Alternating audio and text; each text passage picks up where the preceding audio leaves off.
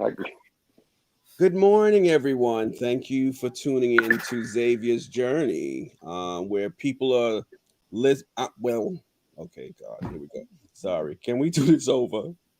Okay, anyway, thank you for everyone to tuning in. While I'm talking, people are listening. I am Xavier's Journey, and this is my panelists, Mr. John Bryce, Dr. Watson, Nancy Watson, and Dr. D. Smith. So we're celebrating Happy Father's Day for all the good fathers that's raising their children, and we're gonna also do Happy Juneteenth also. So we're gonna just have a conversation and celebrate the fathers today. And I just want to dedicate this Father's Day show to my dad, Pastor Stanley R. Simpson, and John and Dion. You can shout out your fathers too.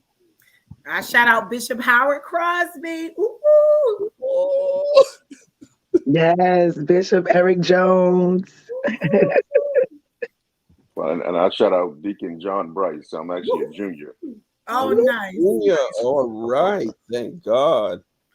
So I wanted to ask a question. What is I know how we were all raised in the church. So how I was raised, where God inspired, put His Spirit into fathers to raise their children. So what do you think the role as a father for his daughter and his son? What is the role of the father to raise his children? So I'll ask John, because you're the other brother on the phone on the panel. So I think that I want to go. I want to start with this. I think that we can't keep quantifying fatherhood based off exposure and experience. It's no matter what it is, it's still a father. Whether you are in the individual's life or you're not, you start off as a father because with two created one. Mm-hmm. So because I think it mixes up, it muddies the water. Then I think when you go to the examples of fathers, the examples of fathers is truly based off children that you're raising, the environment that you're raising them in. There's not a standard, basic standard that's universal for all, if that makes sense. Right. Because I dread Father's Day. I dread Father's Day because I don't look at any social media, and I know I'm going to get bashed for saying this, but it's still Father's Day. You can't say my deadbeat father, I'm a mother and a father. No, it's just Father's Day. It's one day. Right. And I think if you do that, it recognizes the individuals. Like, I don't feel like I need to have to separate myself from individuals because what I do as a father is just in me. It's genetics. And I don't have to share that experience with any other brother out there. It's Right. just my experience. But to hear about the deadbeat fathers, I'm a mother and a father, so I'm celebrating Father's Day. It's a smack in the face Right. for children who don't understand exactly what any of this is going on. Right. And it's almost like it's a self-taught behavior that we it's sort of inherited. So fathers. So basically, okay, like I was raised in a pastors. My parents were both pastors. Mhm. We were taught the word of God and how we should live and how the brothers should act and how my sisters would have to act. So explain to me the role of a father raising a daughter or raising a son. Is it the same? What do you teach your daughter that you would teach your son? Well, can I just tag on to what John Yeah. said? I Yeah. do definitely agree that there's a difference between a father and a dad. And so, like he's saying, like, if you have given your sperm to someone, and that could be in a myriad of ways, you have fathered a child, but it doesn't make you, a dad. And I feel like when it comes to fathering in the home and being a dad in the home, I always immediately first go to provision because I am going to go to the Bible based word. Now, do women provide? Absolutely. Yes. But men, stereotypically has been a provider for their family. The second word that comes to my mind is protector of that family.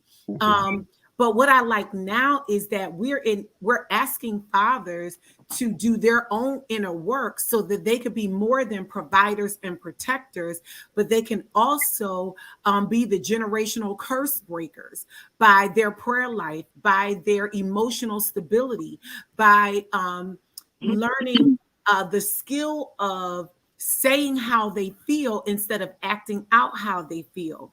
And doing that by example. Another way is by showing up, not just being present physically, but actually being present mentally, emotionally, and spiritually for your children at major events or just at home chilling, watching TV. Actually being present, I feel like are some of the key components that I look at as what a father would be to a child. Okay. I like to chime in. When I think of fathers and all that you're saying, in addition to a teacher, someone that can teach their children life. It's something when a father can teach their child, okay, how to pray, how to ride a bike, how to, even a son, how to put on clothes. I remember, now I was a single mom. So I played dual roles and I didn't know anything. And I'm just going to say an example. I have 2 boys. And when it was time for them to potty train, oh boy, I was the one teaching them. I think this is how you do it. Let's be honest. So I believe a father should be a teacher, not only just in everything. I look at my father, he taught me how to pray. He's a bishop. He taught me how to preach. Right. You understand what I'm saying? He taught me, okay, a man should provide, like Dr. D, you were outlining, to provide and be there for your family. So in addition to all, I also believe a father should be the one to teach their children. I believe education starts at home first. Yes. So, yes. And if I can add to that, I mean, statistics shows like for teenage pregnancies, 25.3% of Hispanics, 25.8% of African American, 11% white American, Native American counts for like 29%. Right. So then think about this. It's teenage pregnancy. A teenage boy is not a man. So to take on the responsibilities of being a father starts with the maturity of knowing exactly how to raise. You can't really raise anybody when you're being raised yourself. Right. So the adjustment from the misconception is everybody's a father. No. A teenage child is a child growing whom by relationship became a father. It wasn't a matrimony and then we had a child. We wanted a child and we had a child. This is in most cases accidental. Right. So when you equate that into the equation, because these same children are going to grow up to be adults, and what they always say, the sins of your father. You're right. That's what happened in the past is still present. Right. So those years that you're not able to be the father, guess what happens? Those are lost years, and those are very viable years, especially to a female. Who, in my case, females are more nurturing to their father until they learn that they need their mothers more than their fathers, because a woman can teach a woman to be a woman and a man can teach a boy to be a man. And I think our roles sort of switch at a certain age, because my boys, I raised them. And it's funny, my wife and I, we just had a conversation about this. We're talking to my son. She was like, you know what? I realized this. I can nurture them, but the only person in this house can teach them how to be a man is you. Right. Right. I definitely want to add to that, and I guess I want to stir the pot a little bit, because let's just say you have a teenager who grew up in the hard knocks of life or whatever, but they have the wherewithal to provide, protect, and to be emotionally there. Because I know of some extremely grown people who don't have emotional maturity. So although you're physically of the age, you're at the age where, it's expected that you're a father, but your age can't be the only indicator. And matrimony definitely isn't the only indicator, because there are grown folks, 60, 70, and 45, And 30, still acting like a kid. that have the emotional maturity of a 12-year-old. So when their child does something that they don't like, then you get a myriad of how can I say it? Abusive Childish. tendencies that happen, emotional abusive, that they don't think is anything, like this is just me. But no, I definitely feel like there's a physical maturity, but then there's also that emotional maturity that I feel like all of us, and I'm not, dad bashing, even women, we need to know that our emotional maturity needs to scale. It needs to grow. So I'm just starting out a little bit. No, I love. Absolutely, I love it, because think about this. When I hear somebody say, "Tell a man, be a man," Right. What else can I be? And you're right. There are some very immature men. But now dissect that immature man and ask yourself this: was that an immature man raised by another man, or how was he raised? Facts. Because that has a lot to do with it. It does. A lot to do with it. I like it goes back to being taught how to be a father. What examples do you see? Because I've seen in the culture, in certain cultures that I've seen, you have young men that have children at 18 years old, 16, 17 years old, but they have seen good role models. Like they will go out and work at 18 years old. 10, 12, 16-hour day jobs just to provide, because in their mindset, I must provide as a father. So it goes back to, what examples do you see? Who's teaching you how to be a man, how to be a father? A lot of times when you find 60-year-olds, 50-year-olds, not working, but just, not providing, not being a protector, not just being a lot of these examples or characteristics of a father, no one taught them. That's right. Right. And to add to that, my father and I, we wasn't together. My mother and father divorced when I was 3 years old. That was it.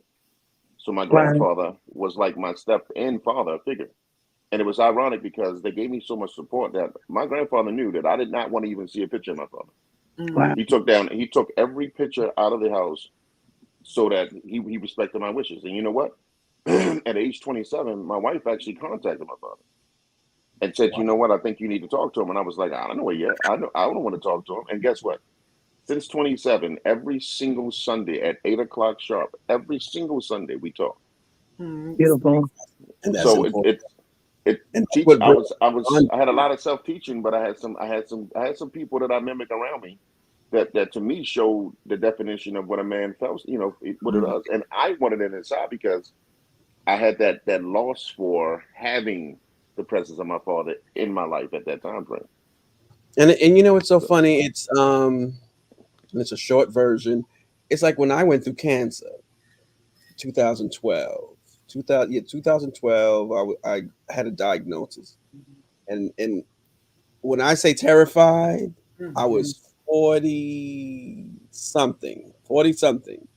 My sister, I called my sister and I said, "Hillary, this is what's going on." She said, "Call Dad." Dad worked at the hospital. I called Dad. Dad said, "I will be your support system." So he went with me to all of my appointments and told the doctors, "I'm here for my son's support." So this is why I was saying I was dedicating this show to my dad, because he has taught me how to be a man. He's taught me how to, he used to always say to me, his favorite line is, "You make a mistake, knock off the dust off your feet, get up and try again." You know the Jamaican stand. So it's like I'm grateful for his statues, because even like my other siblings, my brothers, we all follow in the footsteps of Dad. Like, for example, Daddy loved to cook for Thanksgiving. We all cook now. I love to throw it out of the kitchen. Right. Thanksgiving, I said, "Daddy, they gave me a turkey. I don't know what to do because I've never did a turkey." He said, he gave me the basics. He said, "You go make your turkey and videotape it and let me see what you did." and I did a great job, and I started giving Oh, food to that's the beautiful. kids. So if when you have a good father that Yeah. gives you the instruction, like I always hear women say, well, I didn't have any instruction how to raise my children. The men don't have an instruction. I would say maybe the instructions came from God, and you train up the child so when he gets older, he would know how to depart from the family and become a man. But some people don't have that instruction. And, Instruction.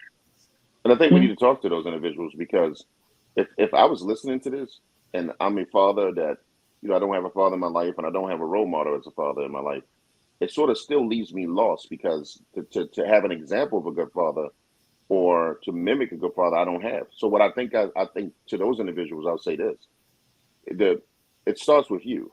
When you want to break a generational curse, you have to start with yourself, so Yes. you can figure out how you don't continue on that curse. Just be the better father to that child that wasn't the father to you. Right. That means that you have to deplete the emotions from the relationship. No matter what is going on in the relationship, you want to make sure that that child doesn't feel that effect of it. And you keep a standard. You don't use the child as a pawn. And I find that happens a lot into young relationships as well as older ones too. The only way you're going to see your child is if you bring some financial contribution to Yeah, it. I agree. Hmm. That finance will go faster than you blink your eyes. But that emotional touch, taking that child to the park, getting ice cream, just spending that bonding time, that goes way further than It financial, does. situations. I agree, and I just want to add just like how Xavier shared a little testimony, and this is just for single women to kind of add on to what John said. I remember when I became a single mom, when myself and my daughter's dad split. And as Christian single women, we should operate differently. We should move differently. And whoever is listening, if you are a Christian single woman and you're raising your children, if you know that your children aren't going to be harmed, allow the father to have access to their child, whatever that looks like, and don't boss it around. It is not your job to say call between 5 and 6. If the man calls at 9:30, the child wants to talk to the dad, and he'll lose 5 minutes of sleep. So what? Don't boss everything around because of that spirit of control. When myself and my daughter's father, we separated, God spoke to me. Rewind that tape. God spoke to me and Right. said, you have a relationship with your father. I said, yes, Lord, I do. He said, allow that your daughter to have a relationship with her father at all costs. So if there were times when her father got busy and he did not call and check up on her, I would text him, hey, is everything okay? Now, that went against how I felt. But I would say, hey, is everything okay? Are you good? I just want to make sure because, Tink miss you or whatever. And then the love and compassion that I shown to him, it then would cause him to call, hey, he'd take her out, and that's all for her. There was no benefit in that for me. But Christian women who are listening, if you are raising your children, and if the father wants to have a relationship, please open up that door. Please let God lead you and guide you and get yourself out of the way. I just wanted to put that little nugget in there. Well, and Dion, can I add, Like, can I add this a little bit, because you just mm, spoke so elegant about that. Can I add just to this? Even the ones that don't want to have a relationship, it's not Facts. an option. It's not an option to, once you become a father, there is not an option not to become a father. Now, there's an option to be a dad, Right. but there's not an option to be a father. So I don't care if it's every single holiday, you remind that individual you have a child. If you got to take them around the family, if you got to just take them to the person, you don't have to keep them with them. You just want to put eyes on them and show them, listen, I'm not here to cause you any problems. I'm just here to show you that you still have a child, and that this child will not grow up thinking that he does, or she doesn't grow up thinking that they don't have a father. Right. That to me, the obligation. I think the men sort of get out of the obligation like it's a choice. It's not a choice, It's not a choice. You brought this no child. matter what. I would like to I would like to celebrate all those fathers that was in, or dads that chose to be in a child's life. Um, period. That see the lack of that child, what they had, and say, you know what, I want to be that role model. I would like to be that person to be in that child's life and help that child. Those who are listening, or the fathers that are listening, I'd like to celebrate you so much, because there are fathers, like you said, John, there are fathers that don't want to have anything to do with their child. You're right. I mean, literally. I mean, you can bring them around the family. You can. It's like, no, I'm gone. Right. I'm going to do what I want to do. And guess what? It's up to that mom. So, but then there are programs like Big Brothers, Big Sisters. Yes. There are, grandparent programs. Literally, I took advantage of them. There are programs that are out there that will, and even those who are in the church, brothers that are in the church that will say, I'll take on your son. I'll teach them. I'll be there for them on their birthday. I will buy them gifts. Right. Those godfathers, seriously, those adopted aunts and those uncles, literally. So I celebrate you on Father's Day. Yes, you may not have your own child, but you took the time to take on another child to call your own. Well, and I just want to think celebrate that. You could deal with the psychological aspect of it too as well, because I'm going to say is it really the child that they're with, or is it the relationship they're with? Because when you end the relationship, you're not ending it with the child, you're ending it with the person. And some guys truly feel that if I can't have you, then I don't want to deal with the child. But that's not an option for that. Yeah. So what do you say to the psychological aspect of? Because I think it really is psychological aspect of individuals thinking that there's a separation of choice. And I'll tell you a funny thing. My wife will tell you, she'll say, you're a better father than you are a husband. And it's because when I say I devoted my time to making sure our kids are taken care of, that's what I do. Now that my youngest is literally graduated from high school all the way to college, now I can devote my time to being a better husband, because guess what? That's that barrier of being a father is I'm a consultant now as a father, because they're growing up. But what do you think about the psychological aspect of it, as like men believing that they can just walk away from a responsibility?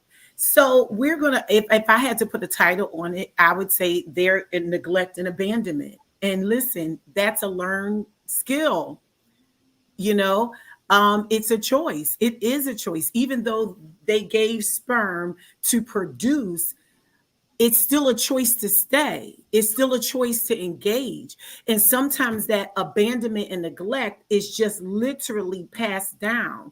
Were they walked out on? Have they experienced that in other areas of their life? So if they don't have the woman, or if the woman puts them on child support and hurts their ego or feelings, they say, I'm going to get to the woman by not engaging with, oh, she wants this so bad. Oh, I'm a shower. I'm not going to engage with the child because I'm trying to get all of that. It goes back to that emotional immaturity, and it goes back to neglect and abandonment. And so then we have a generation. We can now open this up to making it bigger. Then we're spearheading to now a community of people who have abandonment issues, neglect issues, and have not learned to be emotionally mature. So then you have our young boys sometimes who can shoot another Black man because there's no honor there. Right. I don't honor it. I don't honor it. When my experience has only been filtered in neglect and abandonment. So I'm gonna be quiet because I know I'm gonna set it off here. No. I think that's 100% appropriate, because if you think about, like, child support is a measure of punishment that some individuals use to punish the father. And then, and in that sense, the father has a reason now to sort of, and that's not a legitimate reason, but to them, they have a reason not to be a part of a child's life. So it's, and then you think about this: what about the countless of individuals who are not the fathers, who are being accused as fathers, taking care of the kids, and then come to find out years later that that's not their fault? They're not biologically written to their child. The heartbreak, the emotional tear that it tears with them, the loss of relationship, and maybe even possible incarceration for something that they didn't know that you say it's like a tricky sword between relationships, and I think we sort of navigate toward the worst and the best. At any point, a child needs a father. Doesn't matter if it's yours Yeah. or not. That Right. child needs a father. So which means is when God places something in your life, that's what He wants you to take care of. Facts. And with us as men, if we can get through to young men understanding that the reason you're in the life of that child is because God sees fit that you have an example to show them. It may Right. change the direction of individuals trying to figure out, am I the biological father or do I want to be a father? Guess what? It's not a choice. This day was made for this day. And if that child Even grows up to be a Barack Obama or, a Thurgood Marshall, you don't know. Don't know. You don't that's know. So get into that child's life. and it's Yeah. and even like for me, I'm a godfather. I don't have any children, but I have young ladies and young men that sit down with me and want to have a chit chat, and I'm like, I'm in my 50s, so I give them the best advice that I've like the teachings I got. I might pour it into them and say, look at it this way. Have you looked at it this way?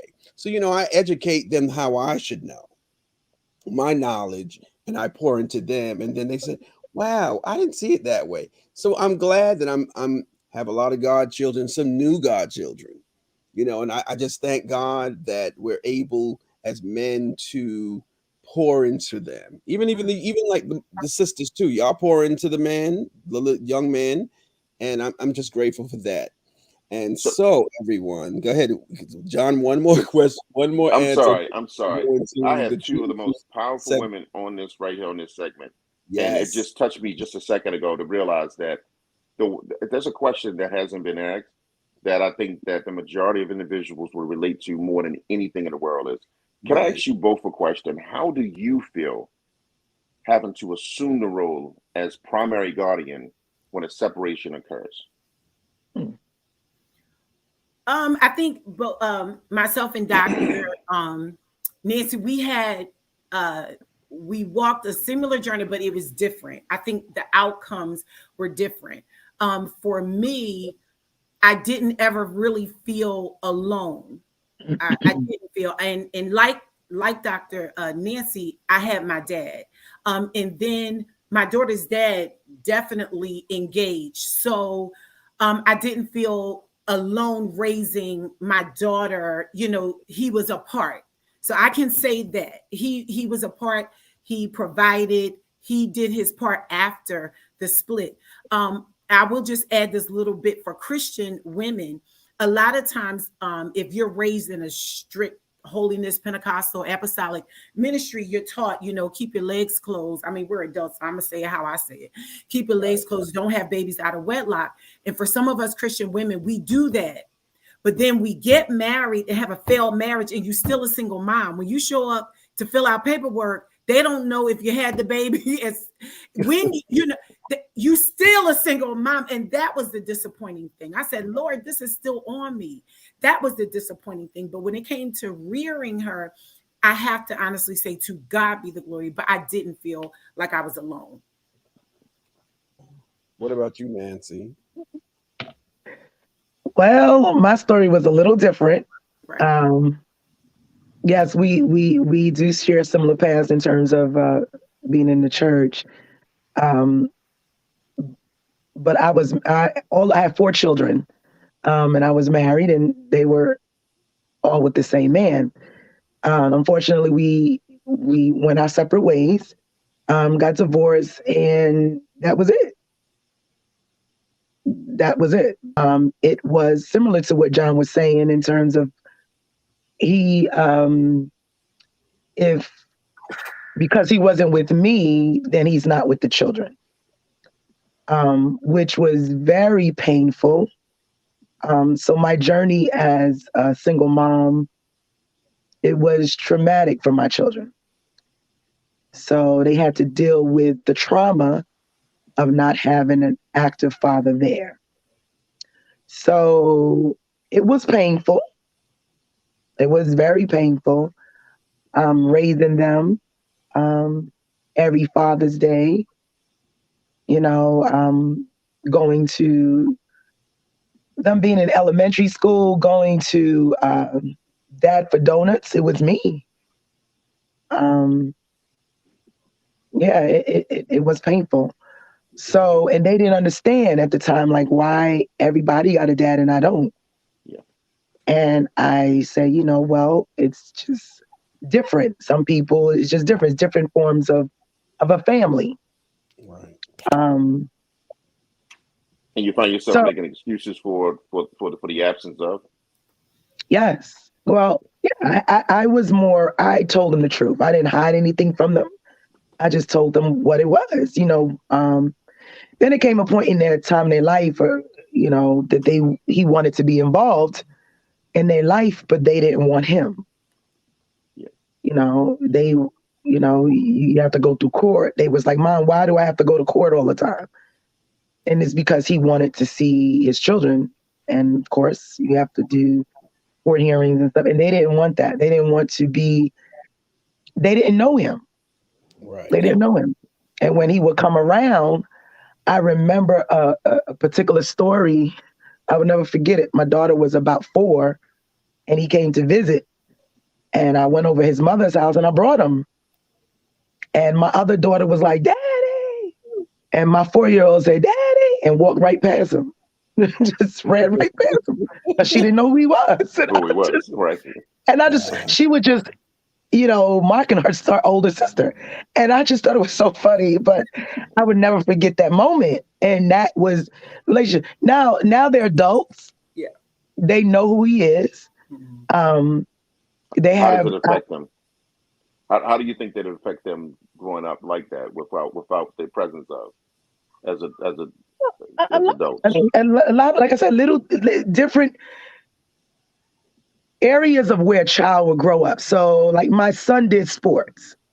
They did basketball, they did wrestling, they track. When you would think a father was there, they were. It was me. Right. Every Father's Day was painful. Every Father's Day was painful. I don't know how to explain that no more. Now they're accepting it now. They accept what it is. They know who he is. I've always taught them to respect him, not to, from a biblical standpoint, just honor him. And they used to argue back with me, Mom, I'm gonna honor somebody I don't see. Well, still honor him. He still is your father. When you see him, I try as a mom not to say anything bad towards him. I thank God for my sisters. That's all I can say. But, in front of my children, he was still their father. Right. He was their father. And because of that, even in talking to him now, he's grateful. He said, thank you for raising the kids. Yeah. I don't know. It was something, John. It was something. It was a journey. But it took a lot of prayer. And I reached out. I was a type of mom. I reached out. God has blessed me with some wonderful brothers. I reached out to them. I reached out to them, and they and a lot of times they knew, like, okay, Nancy need a break, and they would take my boys, and my girls. My father was in another state at the time, but they would spend the summers with them.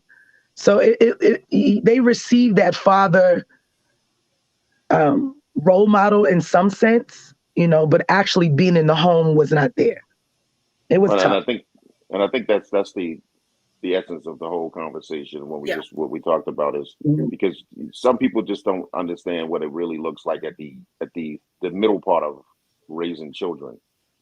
But going through that process and having to deal with the consequences at the end of it, and then the individual who's not there just basically showing up for the parade and not doing the work, it's not easy.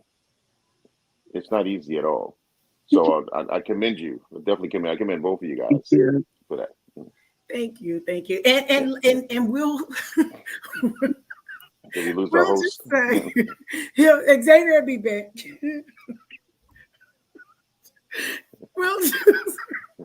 There's a little comic relief. We'll just say that, but again, we want to kind of conclude this part of the conversation by saying hats off to amazing fathers, the fathers who are present. Yes. That's who we think you are. Oh, You know, yes. my dad, Pastor Jones, and my son's father. Like, Celebrate them. I have nephews that are in their 30s or late 20s.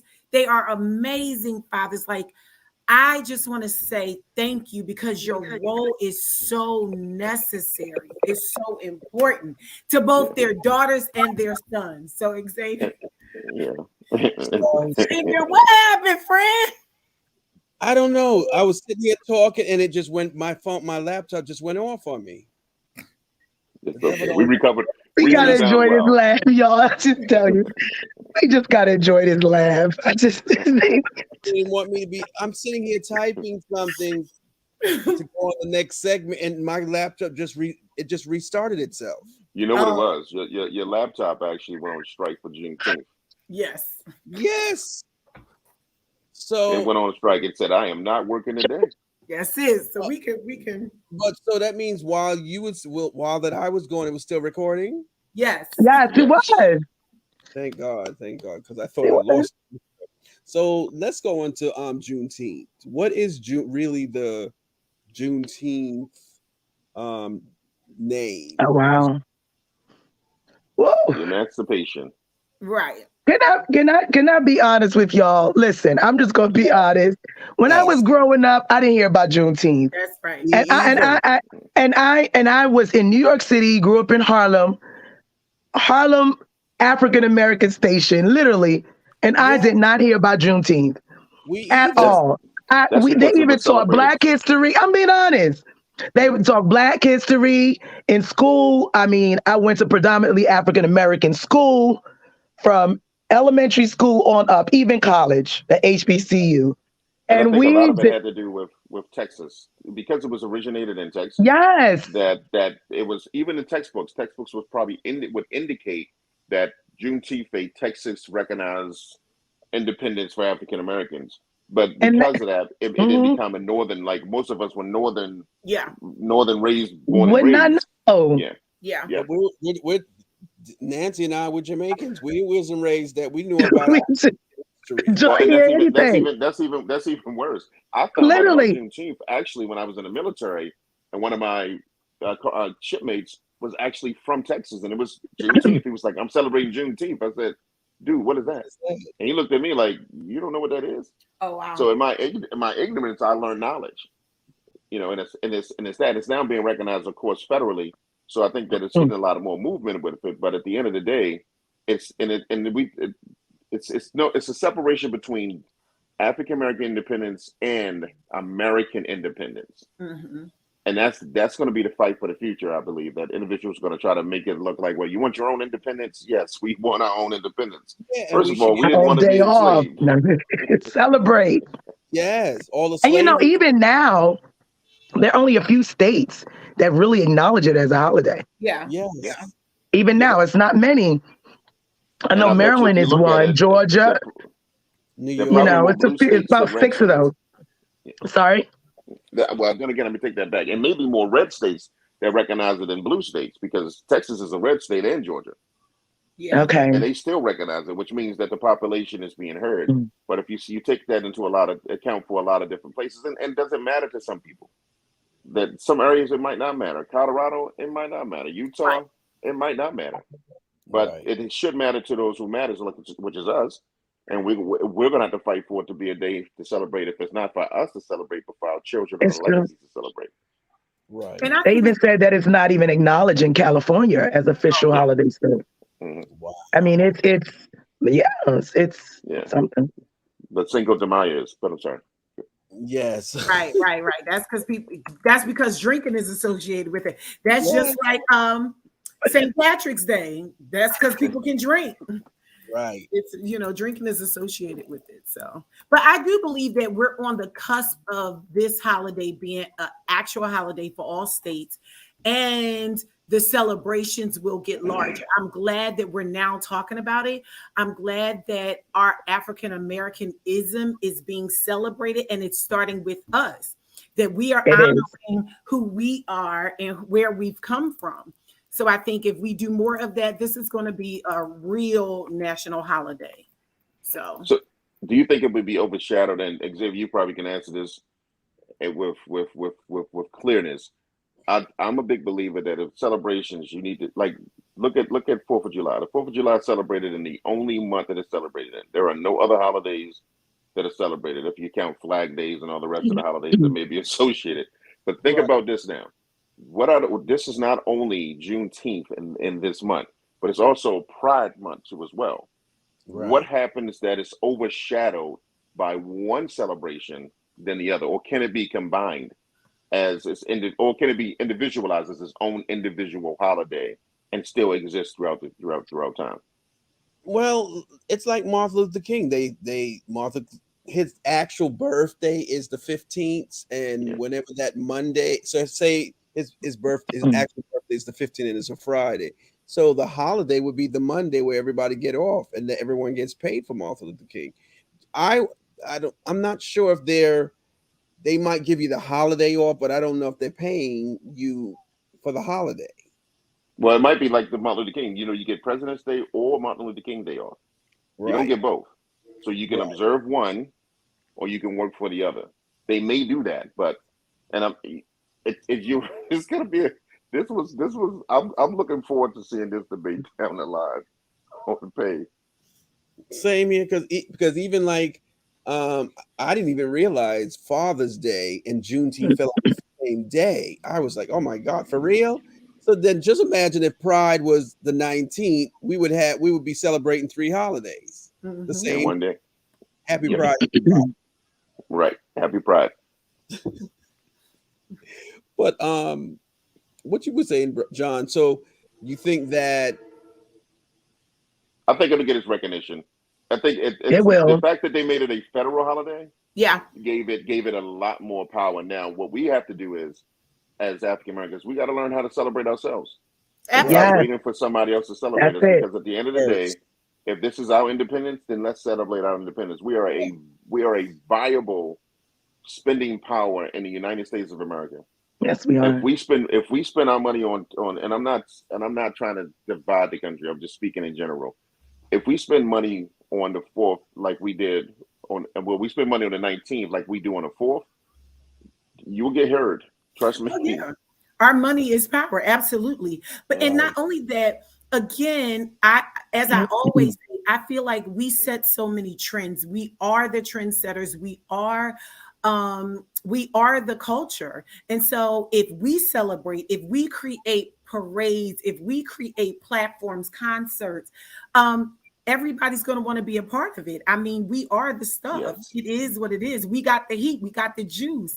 We always have and always will. We got the rhythm and the beat. We are the it thing. And you hit it right on the head with that. It is the truth. The Black artists can go out and do concerts. You can have, I mean, we don't own barges to put fireworks on, but we can rent them. We can do our own fireworks. And that's the thing. We have to make it important to us. Yeah. We can't, we're not doing Juneteenth for other people to make it important to us, are we? No, we're not waiting for them. Right. We creating our own. And as I literally took a second to Google what are some Juneteenth activities near me. And I love to see that it's actually a diverse culture of people who want to celebrate, who wants to help us celebrate. But I do see that there are a lot of African Americans that are starting things up. And I love that. I mean, who knows how to party? Well, we do. So every day. So I think that this will give it a few years. It's marinating right now. It's sitting in the refrigerator with the seasoning on it. But give it a few years and it's going to be phenomenal. Watch. And it couldn't happen at a better time. Listen to this. You got sun. You got great weather. You got engagement. You got opportunities. It's just time to really just, again, re-celebrate ourselves. Learn how to celebrate ourselves. Stop waiting to depend on somebody else to give us recognition. I look at Martin Luther King. I prefer to work on Martin Luther King's Day and take off the following. And let me tell you why. His Wow. fight was for me to have the equal opportunity to be able to do things. So on Equal. that day, I'm recognizing him. I recognize that he fought for that day. And then I'm gonna take off the day that has nothing to do with anything, but I'll take the next day off. That's just me. And I've done that forever because I wanted to give an acknowledgement to him and saying thanks, for allowing me to have the position and opportunities that I have. So let me ask everyone a question. Do you think that because of when it started back when, do you think that they would ever pay black people like how they do the Jewish people and other ethnic groups? Do you think they would ever recognize it started 1835, 1836, something like this? No, 1865, something like that. Mhm. That do you think that they would ever recognize the slavery back then they came free? Do you think that they would ever say, okay, all black people that came from slaves, ascendant, would get paid? We wouldn't pay taxes or anything like that. You I don't think? No, doubt it. no. There's the reparation I think we get that I want to stay. I will go off topic on this That's all in right. a That's all heartbeat, right. Go but ahead. We're listening. it's Right. the 40 acres of the mule is not going to happen Not gonna because happen. and I urge every American, please look up the history of the 40 acres and a mule. Just look it up first before you pass judgments on reparation, Right. because then you will understand the reason why the fight is there. That's right. It's That's not because we're begging for something. This is something that was given to us, and Right. because of the value of what they gave us and what we made out of it, you hit on it perfectly. We made Right. it hot. right. Hmm. Those same areas that we're talking about now, the original areas. Look down at Florida and Atlanta and all those areas. Those are inhabited areas of the 40 acres and a mule. South Carolina, North Carolina. Those are some very inhabitable areas in which the 40 acres and a mule was given to us. But because Right. of its profitability, it was taken away from us too. Rosewood, a community filled with Black African Americans, was destroyed because of its commerce. Black Wall Street, Kansas, was destroyed because of its growth and its wealth. Some say they were destroyed because of the oil that it had underneath of it. Whatever the fact is, we made every single area when we were united hot. We made it that way. We made it profitable. So Right. now when we look at reformation for us, what would that even look like? You're going to give us one day off and take taxes off for one day and Right. overcharge me the next day? Yeah. Right. Yeah. And I just think, right, I just don't, I would love to see it, but right now, even with race relations, and I can't say it has increased. I feel like there's been layers that has been peeled off, and the way people truly feel has come to surface. I can't Mhm. see us being given anything. We will continue to work very hard for what we get personally. I would Right. love to see it though, but Right. you can keep the mule. Just give me the land. Give me the acres. Ooh, Do you keep the think they mule. would, I don't want. do you think that they will educate, because I didn't grow up on knowing this, Me either. like Nancy, the rest of us. So you think because it's a national holiday, since Biden put it into what's the word, Observation. observation, so it would be ingrained in school where people learn their history, because now black history is being changed. Well, it's yes. It will be. It's engraved because it's engraved anyway. The fact that it's federal, technically we are being paid for because there are a lot of African American federal people that work to get paid and non-African American. So a payment is being done as far as that aspect. But will it be engraved? Absolutely. But it's not Congress. It's not the president. It's us. The only Right. way this is going to be important to anybody is if it's important to us. Look at again. I put Pride in as an example. I watch how the movement, and I can tell you, I was one of the most ignorant individuals when it comes to understanding the culture of our brothers and sisters, white American, it doesn't matter, that in the homosexual community. I had no idea about it until I had to figure out how to learn what it is, because as a human, I want to be a part of understanding you, not just judging you. But Right. the force in which pride has taken its toll, it is triumph over, and in my opinion, it's even triumph over, in some cases, civil rights, because it has been recognized, and there is a force behind it. We have to do the exact same thing when it comes to recognizing ourselves as a race. We have to have the same exact force. What happened to the parades that we used to do? What happened to the marches? And as I said before, we talked on the last commentary, what happened to the NAACP that supports everything we do? Do you know if every single African American gave $10 to the NAACP, it'd be one of the most wealthiest organizations today? If we gave $10 per pay every single, that's 52 weeks, 52 or 26 weeks pay periods in a week, that's $200 and something per person, per African American. It would be the most forceful organization to exist today. And it puts back into our own communities. Right. That's 40 acres and a mule right there. Well, I agree. I'm a challenge it and let for a second, because our time is drawing nigh.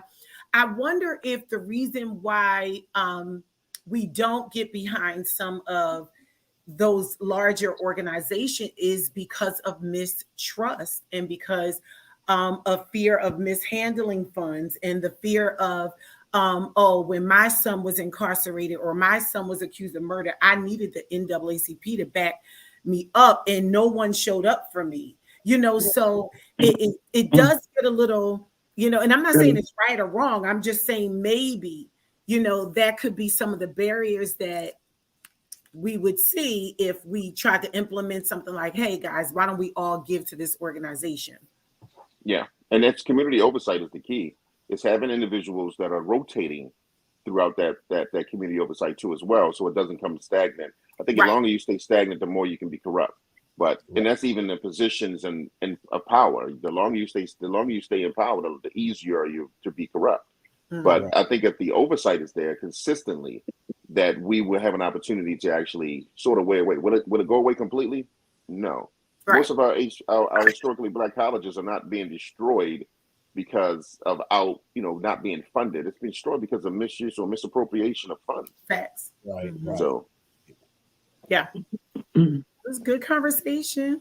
Yes. So, what's your closing statements, everyone? Ladies first. Oh, okay. I'll start.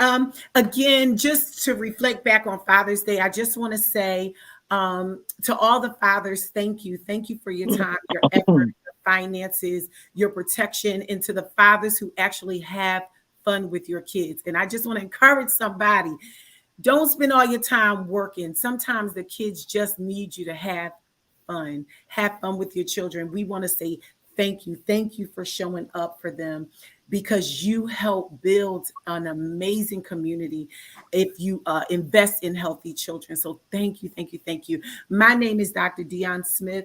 I'm a licensed professional counselor. I am also a pastor. My website is www.madewholecounseling. If you would like to connect with me, please do. However, if you don't and you need my assistance with finding a therapist, definitely call me, email me. But you can always go to www.psychologytoday.com and find a therapist in your area. Let's all work together to work on ourselves. Thank you, Dion. Thank you, Dr. D, for being who you are. Absolutely. My closing would say, again, I celebrate fathers, celebrate you, celebrate dads, uncles, grandfathers, godfathers, everyone that played a role in a child's life. Thank you. Thank you so much. Yes. Hallelujah. I just celebrate you. Yes. Children are who they are because of you. Because of you. Thank you for your time, your effort, your love, your prayers. Thank you. It's needed. It's needed. You are the pillars of the community, men, fathers. So thank you. Thank Amen. you. So, and with Juneteenth, continue to teach, educate our African American community. Let them know what is Juneteenth. Teach our younger generation. Teach anybody around you. Put it on social media. Put it out. Let everybody know what the day is all about. And let's come together and make it happen. We are the Yes. ones that can make it happen. Go on the borders of culture, wherever. Tell everybody. And as the years go on, it will be in the textbooks. Yes, it will be a day off. Yes, everybody will get paid for it. Right. Yes, if I should prophesy that, yes, Lord. Do It it. will be. Oh, It will Jesus. be. Managers, okay, have to be that one to escalate it. Yes, I'm saying it. Man, They have to share it abroad. Let everybody know. yes. Our Black African American managers, I'm speaking to you. Yes. Amen. Anyway, so yes, we are the ones that can educate and tell everyone about it and the importance Yes. of why the importance of. So I am Dr. Nancy Watson. Yes, I am a pastor as well of New Life Ministries in Dover, Delaware. So I can be reached at nancywatsonministries.org. I am a licensed social worker as well as certified coach, life coach. So I'm here for you. You can reach out to us. Thank you, Xavier. Thank you, John D. It was an honor being with you all. Okay. It was a journey with Yes. Brother John. Your closing So, statement. I'll say I'm gonna combine the Father's Day and Juneteenth because both are fragile. Both are fragile in the meaning that I believe that we have to give more life to both of these days in order for it to be consistently celebrated and honored the way it should. Right. There's no way it's not. We're not talking Black Father's Day. We're talking Father's Day completely. Yeah, absolutely. And I say that because we have to accept our role as protectors and leaders. Yeah. And stop whining about who's not recognizing it. I recognize, as you can see on this panel and every single one we do, I'm an apex Black African American male, but I am an apex father too as well. And I'm not just a father to one, I'm a father to anyone who needs guidance. I don't care your race, your color, your creed, your sexuality, your standards, your structure. I believe that if God placed you in my presence, then I am here to give you any kind of advice that you need to be a father to those who need fathers. Amen. Second is the Juneteenth thing. Like I said, we have to recognize ourselves. We have, again, stop. It's the remorse and the self-pity. We're not doing that. We're 2022. We're taking charge of our own destiny. We're pushing our own structure. We have the platform. There are no restrictions. And now it's time for us to do the work to make an example of what it is and let everybody else enjoy what we put together to celebrate. Yes. Now we become functional. So I'm John Bryce, of course. I am one of many things, and I don't think I've ever approached everything that I do. So restaurant owner, I'm a licensed nursing home administrator. I'm a mentor. I'm also a public speaker too, as well. So if any engagements with public speaking, by all means, I'm always willing to be there and do that. You can reach me via email. My email is both Gmail and Yahoo. It's Uppingcoming, UPINGCOMING. And I'm on Facebook, I'm on LinkedIn, it's John Bryce. I'm on Twitter, I'm on Instagram. So you can reach me any way possible. If you just want advice, you just want a conversation, you just want to see. And I'm very good at leadership. I'm a leadership coach that coaches leaders to be leaders, because just because you have the position doesn't mean you have the education or the knowledge to do so. Right. So you can always reach me. And Xavier, Dr. D, Dr. Nancy, I appreciate, as usual, I always appreciate you guys. And no hair twirling. That's right. We did good. We stayed on top. But look, I like the idea, Xavier, to have a show about leadership. John, yes, now you're talking. All his Come on here. Next month. Wellness. That's the topic. Because I love what he said. Yes, we do need leadership coaches. We do. Yeah. That would be amazing. Please leave people with understanding this. I say this all the time. It's the person, not the position. Stop living up. I have 1,000 different titles, but the only one that matters to me more than anything is my name, John Bryce, because that's the only thing that goes with me with every single title, every position. Right. The only Well, thing. except So be the example for that position. Don't let that position be the example for a you. woman. Right.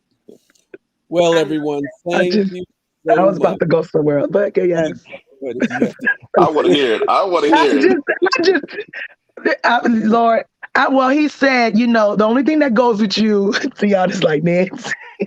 The only thing that goes with you, he said, is your name, right? right.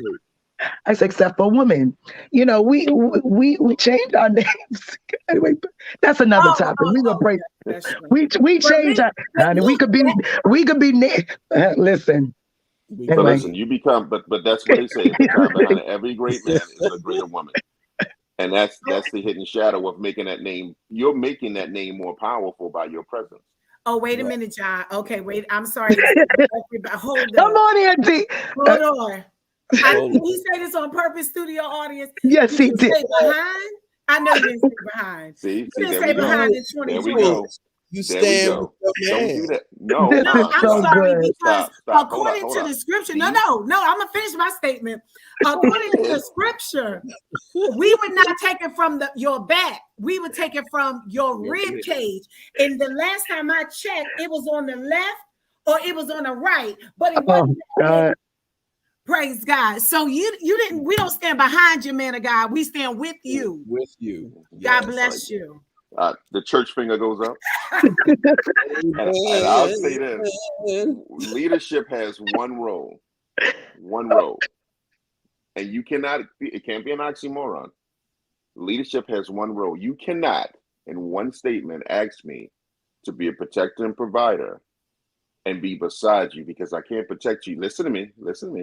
I can't protect. Listen to me.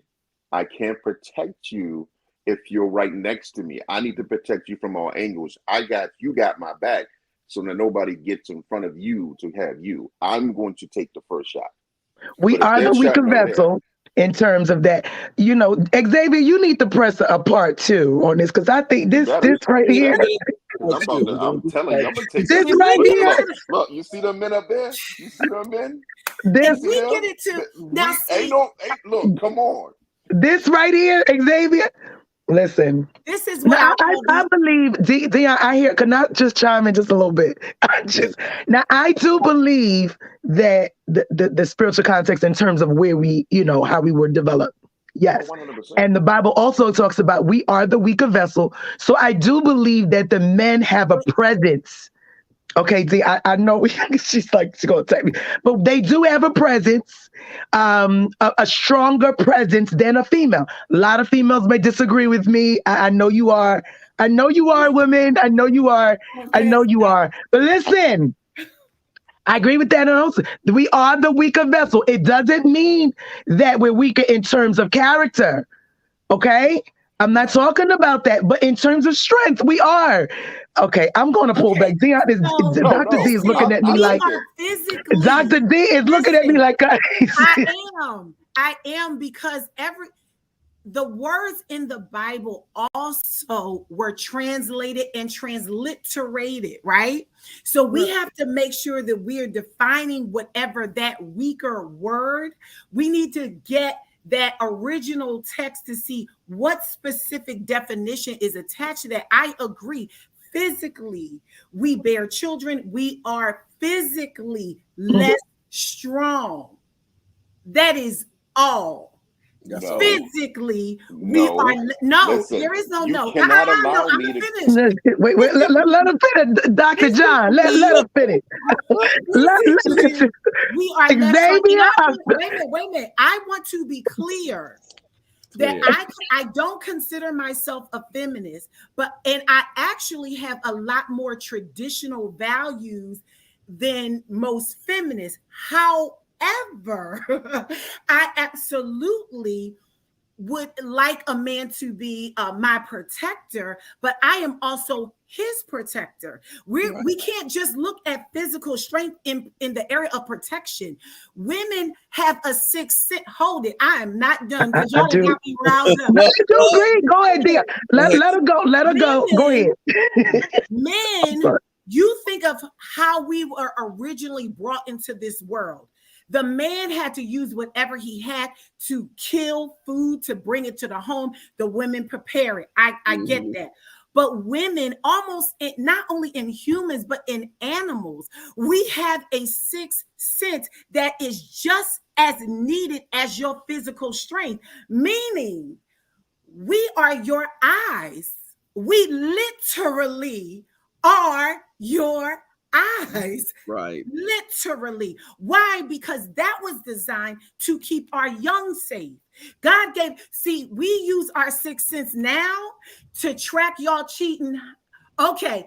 We use our sixth sense now. No, that's real. We use our sixth sense now to say, oh no, you lying. You wasn't where you said you was. Literally, we use our sixth sense now to pick up on lies, and we can smell something not right. But our original sixth sense was to keep our young and the household and the family safe. So yes, I definitely agree. Men, you are our protectors. There are going to be times you stand in front and you lead. But my brother, there are times where my eyes are going to see further than what you see. And my job is to guide, is to let you know I sense danger ahead. We are beside you, my friend. So can I just, I'm just going to say it this way. You can go ahead. Allow your essence to be the secret weapon that the world doesn't catch on to. While I take these blows, you're that one in the back that's guiding me. You're my ear. Listen to me. We got to end this show. I did no interruption. Just listen. You're the one that's giving me the sight, the vision, to hear, to listen. But let me take the blows. I don't want that. I don't want that to be replicated with you, because if fighting two battles, I'm going to lose every time. Right. I'm going to lose because I can't see my wife being attacked and me not fight for it. But then I lose my leverage. Because at the head of the household, I'm losing my leverage of protecting when you're trying to be my protector. Allow me, hold on. Allow me to do the job that I was here to do, which is protect and provide. But also enjoy the provisions of my protecting and advising without trying to be my equal. Listen to me. Without trying to be my equal, because if I wanted to marry another apex, I'm no apex. I want to marry a man. I married a beautiful woman who I want to take care of, and I want to make sure that she's taken care of, and she's smarter than me. Watch this. Why is it that when women say we walk beside you, why does that immediately make you think that we want to be your equal in a way where we're trying to emasculate you or take away your power? What I am saying is, yes, wait. What I am saying is, yes, I would like for you to lead the home, but I need you to not, I think the words of behind and stand quietly while I do this or that, I think that bothers me, because we take that sometimes literal to mean you be quiet over there, I'm gonna do all of the protecting. No, we also protect you. And yes, we could do it quietly. We could whisper, hey, baby, God showed me something. Don't take I-10 today. Go take I-12 because there's going to be an accident. We also are your protectors in various ways. But listen, why does it seem as though there's a military saying? It's the military side of you, John. That's why you say No. Listen exactly what I'm going to say. Okay. There's a military saying that says in elite units that I have your six. That means I got your back. Do you know having my back is more important than having my front? Because here's the thing. If I lose you, I lost everything. The mission is done. But if I know that everything behind me is 100% is going to be protected, then I have the ability, the courage, the influence to be able to do everything in front of you. Exactly. And it's understandable that you see that the role, but how can I protect you if you're right beside me? Sir, I think both you and I are doing the same thing. I think maybe I have, okay, when I think of behind, I'm going to have all your sides. I'll have your back, your side, whatever. That doesn't necessarily matter. I feel like it's the placement of the girl. Look, like y'all women, y'all be quiet over there. We got this. No, we are partners in this life. We are partners in this life. And there are areas your blind spot will never see that God will show your wife first. That's exactly why the statement. But I like what you just did, though. I love it, because that emotion is exactly the emotion that goes in our society. It's about position. It's about the title and position in which an individual in. That has nothing to diminish your actual leadership, your ability, your strength. It's just the position and placement. It has nothing to do with anything else. The recognition of it is that you are one unit, period. Right. Doesn't matter. And most of the attacks are never going to come in front of me. Most of my attacks will try to creep up behind me. But guess what? When I got the strongest person in the world, I'm going to keep saying that word behind me, because you know why? It's ramping up. It's ramping you up. And I like that. But think about it. I would gladly, and it's positions where it's vice versa, where we have to play that role to be behind you to support you. Well, you know. So Xavier, we're live. We are live, and but you can edit this part. You can edit this for another thing, because we gave our salutations. But go ahead, Dr. Nancy. This is good. All I can say, this is good. We went way off. Personally, I'm just gonna say it like this. I don't know how to exactly say. I would want my man in front of me. I don't know how to explain it more than that, because I want you to be that leading guy. Right. I want you to. I don't need to be leading you. Don't give me. I don't. If I need to be leading you, then I don't need you. For example, it's just me. So I don't know. Xavier, you need to. I'm telling you, this needs to be a part two. Wait, because that's just y'all. That's just me. Okay, I can't. Two people can't lead at the same time. You just can't. You just, two people can't lead at the same time. You gotta have somebody ahead. The problem is, God Almighty, help me, Holy Ghost. The problem is, a lot of men don't take the lead. Right. So the women gotta be put. Come on, honey, you got it. Come on, I'm tired of that foolishness. We need our men to stand as men. Take the lead. You need to go in and guide, lead, man. I can't. I don't need to be all that. I need to come to you for something. Why I always got to be leading people? Dr. Nancy, I'm a pastor, yes. So my position is to lead. But when you in the house, come on, and listen to this. Even as a pastor, you need a man there. People can say what they want. You know what? May the Lord watch. Maybe we need to do this one. Wait, I'm going to say this statement. Hold on. Listen, I don't want it to be misconstrued. I don't want my words to be misconstrued. Right. I am more of a traditionalist than I am a feminist, but I'm always pro-females. Okay, so I might stand in a lane by myself. I guess the way I think is because that I'm in front of you has been abused. And then we have those that are in front that diminish, are condescending, that don't value that woman's voice, her discerning, then that's where issues arise. But I absolutely agree. If we're specifically just talking about safety and position, yeah, go ahead. Please get in front of me. Take the bullet, friend. Right. Yes, I definitely agree with that. But I don't you think want to misconstrue that position of be quiet. Look at men. Okay, now I'm going to get into no. Men but are. I think you're mixing the water up. You're confused. I am, or you are.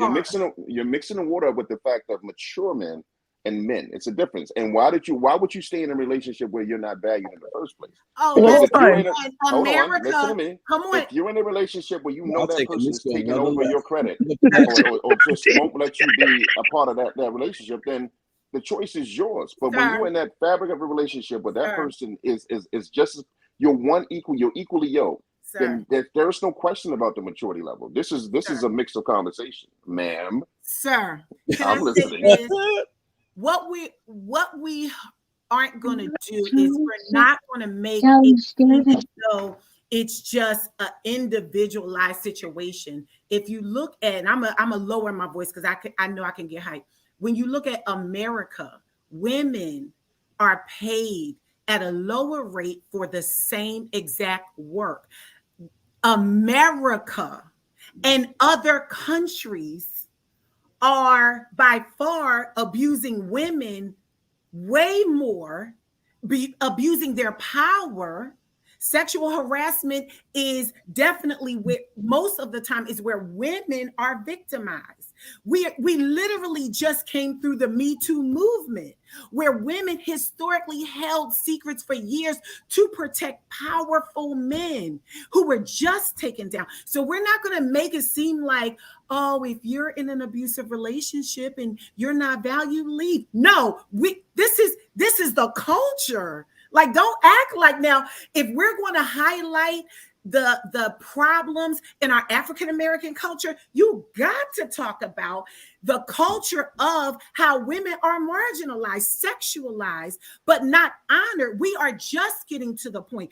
Kamala Harris is the first African American woman, the first woman vice president. First in all these years. So we're not going to act like this is Dion's or Dr. D's individualized circumstance. And Obama was the first African American. We're talking about women. Ever. There's been 1,000 men. Mars and Venus. We're talking about women. But we're Mars and Venus. We don't live on a country. We don't live on a earth that's just women. We live on an earth that's a unified earth between men and women. We have to have our own roles. And the thing is, the problem is when we don't identify what our roles is here, we can't play it. You can't lead an individual who's trying to lead you. Sometimes you got to take the lead and sometimes you got to follow. I know how to follow, so I know how to lead. I don't have a problem with that. I'm not immature enough to not know how to when I need to be led. But at the end of the day, I am a 100% apex male. And at the end of the day, as such, I am going to do my duty to protect my family, my wife, and my kids. I'm going to guide them as much as possible. And 90% of what I guide with is what my wife instilled in me to listen to. So the world doesn't have to know the intersections of what happens in my household. But what I will do, I will stand in front and lead, because I refuse to have my wife be the constant leader of every single thing in my life. And I'm sitting back like that. And listen, when I challenged you, I never said I never said lead or boss you around. I never said that. When you use the term, she stands behind me. No, I am beside you.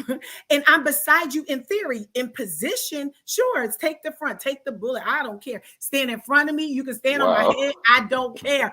But I'm talking about I hope you do care, because if they take the bullet, you won't have me to protect you. The understanding is she is my partner. Well, that's understood already. She's not the quiet thing that I boss around either. She is my partner, and her voice is just as valuable as mine. However, in your home, your decision is the final decision. That's okay, but what happened is, John, you have enough honor in you to say, we'll discuss it. I'm going to hear the wisdom of my wife, but my voice will be the final decision. That might be how it works in your house. And to that, I say that's beautiful. No, the voice is the voice of reason for both. But what I'm telling you is the lead aspect. You cannot ask a man to be a man if you don't want him to be that. I can't be a woman just as well as you can't be a man. Mm-hmm. And I think that's the confusion rose when it comes to households, especially African American households, is men don't know where they stand in relationships where women should be paid equally as well as men, 100%. So what is my responsibility to be a provider for you? If you can provide for yourself, then what do you need me for? You got to understand what it takes to be a man. It's not me just identifying you as a woman, but me identifying myself as what is my position here as a male. What do I do here? Do I sit here, twiddle my thumbs, and allow you to do everything because you make all the money, or we make equal amount of money? Now, who makes the decisions in the household to protect this household? What is my role now? That's the confusing part of with America. Equality is 100% suggested and encouraged. But again, being an African American male in a society where over 40 to 60% of my African American counterparts are either in jail or non-existent, where's my position now in my household to be a male? And what do I teach these male kids? I want you to grow up to be a prominent man. I have no idea what you're going to do when you get into your relationships or how that constructs. But what am I teaching you now? Do I recognize women as strength? 100%. Every gift that I had started from the beginning was from my mom, the African American woman that she was. So therefore, I acknowledge that. But what I'm saying is, and I will never back down from the position in which I stand, is that as a African American apex male, I am going to 100% take care of my role of taking care of my household and making sure and ensuring that my job is done. The leadership is, yeah, I can be in front, but guess what? She has equal amount of responsibility in this household as I do. We celebrate you, John. Happy Father's Day. We celebrate you. We will agree to disagree in some areas, and we agree in others. To all strong men who actually honor their wife's voice, I honor you definitely today. Happy Father's Day again. And happy Juneteenth and happy Pride. So everyone, thank you for this interesting. We're gonna do a part 2 on this one. Definitely. You have to do it on leadership. I'm wearing a black shirt. I'm wearing a black shirt for that one. Well, on leadership, or are we gonna do it about the sexes? Because if we're gonna do that, I think leadership. Oh, okay. all above. I'm not. All no. I'm ready for that one. I know we doing leadership, but then we go back to that one. Okay. Right. So, or maybe part 2. Leadership and the roles.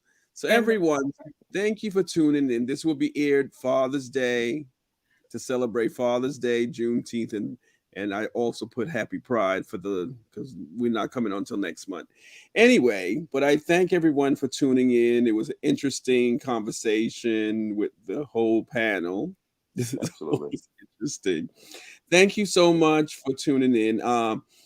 And next month I'll be talking about taking some individual interviews, and I'm going to bring the panel back because this is always interesting to have Dr. Bryce. I call him Dr. Bryce today, Dr. Nancy Watson, and Dr. D, and I am Xavier's Journey. So while everyone is talking, basically everyone, I'm talking, everyone's listening. Thank you for tuning in on YouTube. You can find me on Xavier ERS Simpson on Facebook, and you can also find me on YouTube, Xavier's Journey. And if you want to email the show, you can either email us at Xavier's Journey, ZXAVIER Journey @gmail.com. And I hope to hear from you again soon. Tune in for tomorrow. This will be aired on Father's Day, so everyone will have a mouth of a whole lot of air to listen to. Thank you so much, everyone. Xavier, this might go viral. The last part. Yes. That's all right. That's all right. But listen, they need to know one thing: the respect that we have for each other is just 100%. And that's why you can have open conversations like this. And like she said, we can agree to disagree, but at the end of the day, we got nothing but love and respect for each other every single day. Yes. And thank you, everyone, for the last show that we had, mental illness and mental disorder. 680 views has been watching us. So while we're talking, people are listening. Yes. We are a panel. We love each other, and we love to just disagree and have good conversation. But everyone, thank you, and tune in again to our next conversation. It's going to be hot. You better watch the next one. Ready? I'm ready. I'm going to be ready. I'm going to have my statistics. I'm going to be ready. Oh, you know I keep mine, right? Mine too. And I'm going to be the moderator, make sure I keep everyone on point. So this is fun. Bless you and God bless. Thank you, guys. Thank you. Bye. Have a great one, guys. You too.